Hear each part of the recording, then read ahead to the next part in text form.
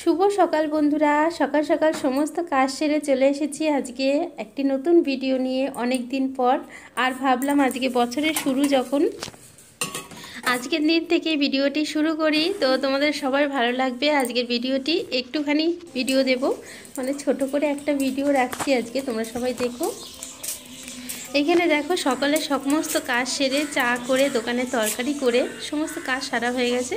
তারপর দেখো একটা গায়ে চাদর ফেলে একটু কোথায় যাচ্ছি বলো তো, তোমাদেরকে দেখাচ্ছি।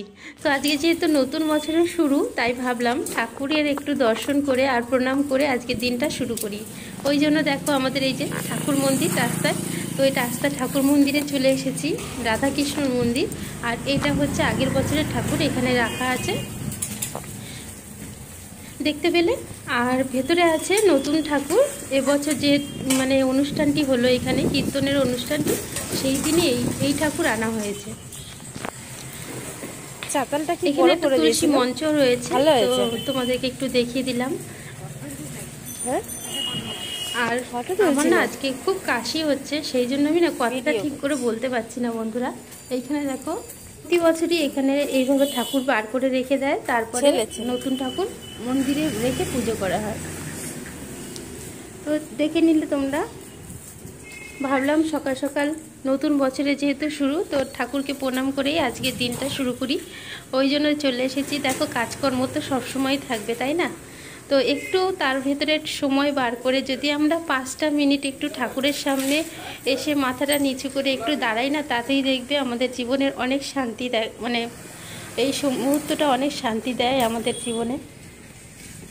তো আমি তো এইরকম যখন মন ভালো লাগে না তখন এইভাবেই চলে আসি, কিংবা আমাদের ঘরেও ঠাকুর আছে, তখন আমি ওই ঘরের ঠাকুরের কাছেও কিছুক্ষণ বসে বসে আমার মনের সমস্ত কথাবার্তা বলি, যখন কেউ না থাকে আর কি ঘরে। তখন এভাবেই আমার মনের যত কথা আছে, সুখ দুঃখ আছে, ঠাকুরের সঙ্গে আমি শেয়ার করি।